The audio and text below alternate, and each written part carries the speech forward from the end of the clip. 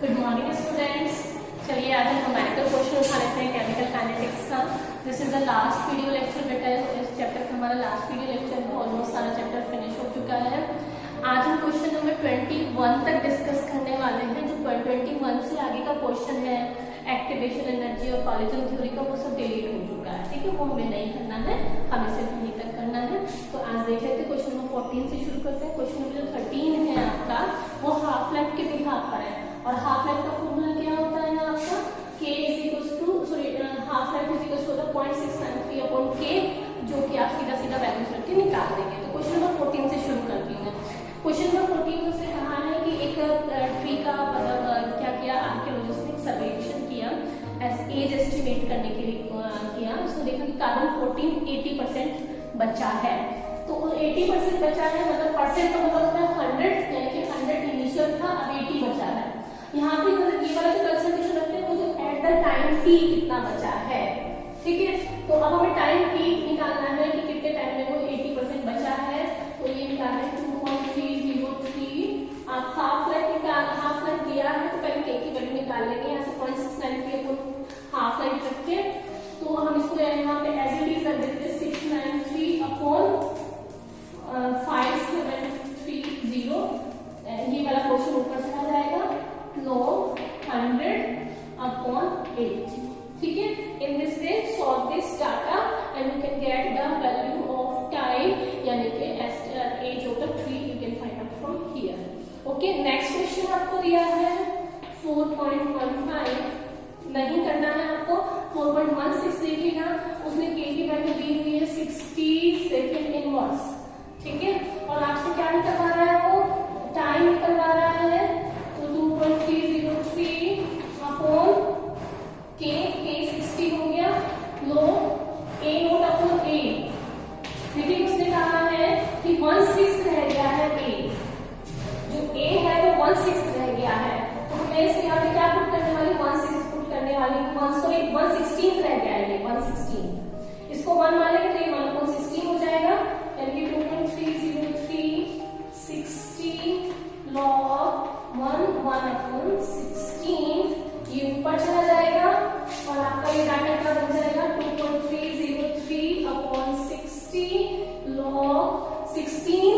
ये log 16 हो जाएगा। log 16 में 2 की पावर 4 आगे चला गया, log 2 की वैल्यू पुट कर देंगे और आगे सॉल्व कर लेंगे। ठीक है, इन दिस वे आपका क्वेश्चन नंबर 16 हो गया। नाउ अब देखते हैं क्वेश्चन नंबर 17। बेटे क्वेश्चन नंबर 17 में उसने कहा एक मोलिबॉन बेबी था, उसने कुछ रेडिएशन एब्सॉर्ब कर लिया। तो उसमें जो रेडिएशन थी, कितनी रेडिएशन एब्सॉर्ब की, यानी कि इनिशियली उसने कितना एब्सॉर्ब किया था, 1 माइक्रोग्राम। जो रेडिएशन उसने एब्सॉर्ब की उसकी हाफ लाइफ कितनी है, 28.1 year. First of all you can find out the value of k is 0.693 half life k निकाल लीजिए। इनिशियल कंसंट्रेशन आपको पता है, तो वो कह रहा है आपको कि 10 ईयर बाद उस बेबी में रेडिएशन किया कितना कंसंट्रेशन बचेगा, कितना बचेगा। देखिएगा आप लिखेंगे यहाँ पर time is equals to 2.303 upon k log a naught upon a। ठीक है, टाइम एक 10 इयर्स कर देंगे, 10 ईयर ये होगा 2.303 अपॉन k की वैल्यू जो यहाँ से निकल के आई है उसको यहाँ पुट कर देंगे 0.693 अपॉन 28.1 log, और जो आपका आया है ये 1 इनिशियली 1 माइक्रोग्राम उसने एब्सॉर्ब किया था, और ये वाली कंसंट्रेशन आपको निकालना है। तो इस सारे डाटा को उठा के आप इधर ले जाएंगे, फिर आप सॉल्व कर लेंगे इसको, फिर इस log को भी उधर ले जाएंगे तो ये एंटी log हो जाएगा and you can find out the value of a। ठीक है, फिर उसने कहा कि a पर टाइम 60 ईयर रखना है और फिर आपको निकालना है कि a की कंसंट्रेशन कितनी बची है रेडिएशन के बाद। तो 2.303 और ये हाफ लाइफ वाला ऐसे रखेंगे 693 अपॉन 28.1 log 1/8। ठीक है, यहाँ से a पर टाइम 10 इयर्स रख के निकालना है, a पर टाइम 60 ईयर करके निकालना है। ओके स्टूडेंट्स, बेटा ये आपका क्वेश्चन हो गया 17th क्वेश्चन। आगे हम क्वेश्चन नंबर 18 देखते हैं। फर्स्ट क्वेश्चन है क्वेश्चन नंबर आपका 18। इस तरह का एक इंडेक्स क्वेश्चन भी दिया गया है। इस तरह का क्वेश्चन काफी बार आता है बेटा। उन्होंने कहा है कि जितना टाइम इक्वेशन को 99% कंप्लीट होने में लग रहा है, उसका डबल कितने में लग रहा है, 90% कंप्लीट। इस तरह का क्वेश्चन काफी बार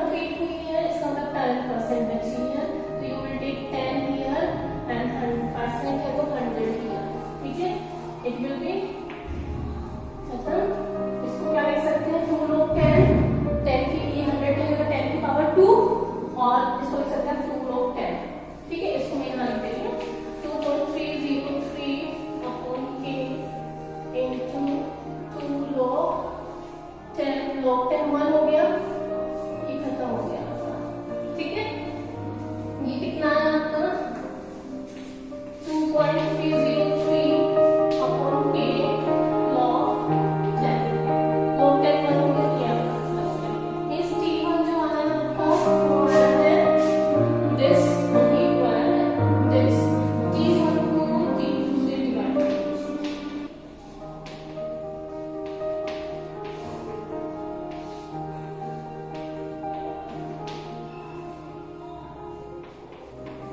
ठीक है।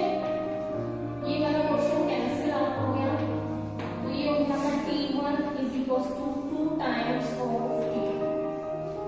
आपको ये प्रूव करना था कि जितना टाइम 99% कंप्लीट होने में लगता है उससे जितना उस रिएक्शन को 90% कंप्लीट होने में लगेगा, ये प्रूव हो गया है, ठीक है। इसी तरह का इंडेक्स क्वेश्चन भी है जो कि आप खुद से सॉल्व करेंगे, दोनों क्वेश्चन बहुत इंपॉर्टेंट है। नेक्स्ट क्वेश्चन बेटा 19th क्वेश्चन, इस तरह का क्वेश्चन भी काफी बार आता है। इसने कहा है कि टाइम 40 मिनट्स में एक रिएक्शन 30% कंप्लीट हो चुकी है, 30% कंप्लीट हुई है, इसका मतलब कितना बचे 70%, यानी कि A कितना हो गया 70 और A नोट कितना हो गया 100, इस बचा हुआ इसका मतलब होता है, डिकम्पोज से मतलब नहीं है। उसने कहा कि 30% डिकम्पोज हो गया, मींस आपको कितना बचा है 70। चलिए देखते हैं, सीधा सीधा क्वेश्चन है आपका, आपको निकालना क्या है, हाफ लाइन निकाल के, हाफ लाइन निकालने के लिए क्या चाहिए k, तो k इज इक्वल टू हो गया 2.303 upon t is equal to log a naught upon a, ठीक है। इसकी वैल्यूज पुट कर देते हैं, 2.303 time 40 log 100 upon 70. Now you can solve and find the value of k, and फिर k की वैल्यू जो यहाँ से निकल के आएगी उसको आप हाफ लाइफ में पुट कर देंगे, half life is equal to 0.693 upon 8, and from here you can calculate the value of half life. Okay students,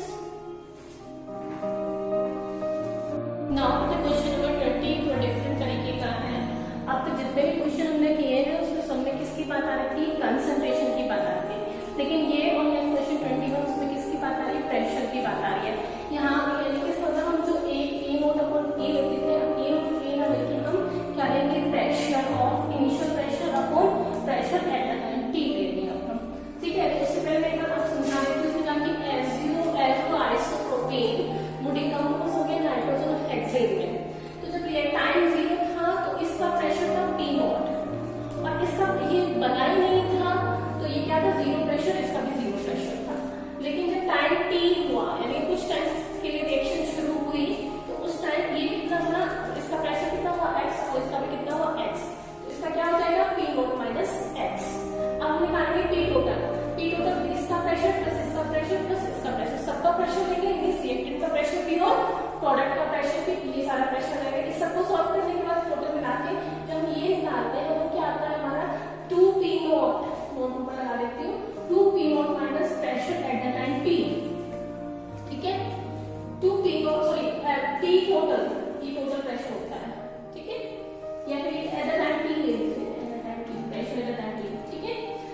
ये आपका निकल के आता है, तो हम क्या करेंगे यहाँ पे देखिएगा, आप जो हम अभी तक हम जो फर्स्ट ऑर्डर की इंटीग्रेटेड इक्वेशन लिखते थे वो कंसंट्रेशन की टर्म्स से, अब प्रेशर की टर्म्स में बना देते हैं, यानी कि मैं इसका प्रेशर लिखूंगी यहाँ पर, ये हो गया initial pressure upon at the pressure at the time T।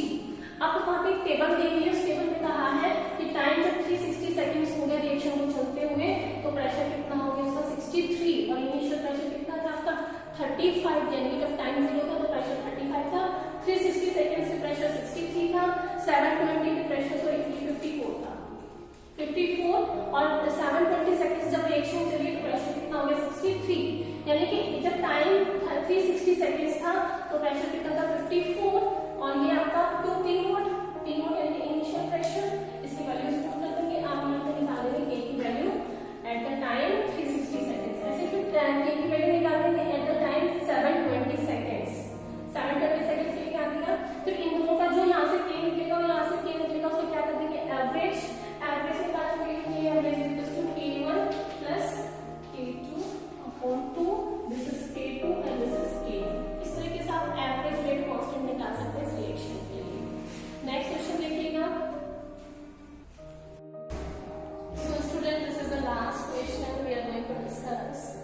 is the decomposition of SO2 and Cl2, that it will decompose into SO2 and Cl2. When the reaction is not started, then its pressure is P naught and it becomes 0 and it becomes also 0. After the reaction has been started, after the time T, its pressure will be P naught minus X. It has X and it has X atm pressure. Okay, this is the value given in the question. Time 0, then pressure was 0.5 atm.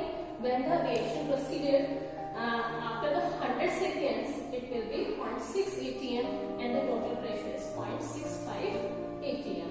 Okay, this is the data given in the question. According to the question data, we will use, this is the first order decomposition reaction. So K is equals to 2.303 on time load P naught upon 2 P naught minus P at the time T. Okay, we will take the time 100 seconds according to the question. We will take 100 here. This becomes 2.303 log. Initial pressure is 0.5 atm. 0.5 atm. It is now 0.5 into 2 minus P at the time T. P at the time यानी कि 100 seconds पर pressure कितना आता 0.6. Okay. Now we can solve this data and then find out the value of K. Okay. In this question they are asking about the rate of reaction. Rate of reaction is equal to K into pressure. अभी तक हम concentration लेके चले थे, but now in this question there is no matter of concentration here. We will take only the pressure. So we will use the pressure in the terms of rate flow. Okay? Rate is equals to K into P and P of reactant. जैसे हमें concentration of reactants ले रहे थे, ऐसे हम pressure भी किसका लेंगे हमें reactants का लेंगे. Now pressure becomes pressure. ये वाला pressure की बात हम यहाँ करेंगे. P initial कितना था 0.5. ये कितना आने वाला है आप यहाँ से कैलकुलेट कर लेंगे. ठीक है, यहाँ से जो कैलकुलेट करके आएगा उसको P को हम we will put here. ये आने वाला आपका 0.35 atm. इसकी जो वैल्यू आने वाली है S की वो कितना आने वाला 0.15 atm and rate of reaction is equals to K. K जो आपका यहाँ से सॉल्व करके आने वाला उस वाली वैल्यू को we will put here and can find out the value of rate of reaction. In this way, the whole chapter is finished or the numerical portion is also finished, beta. Now you have to maintain your record properly. If you have any doubt, can ask. Okay, bye students.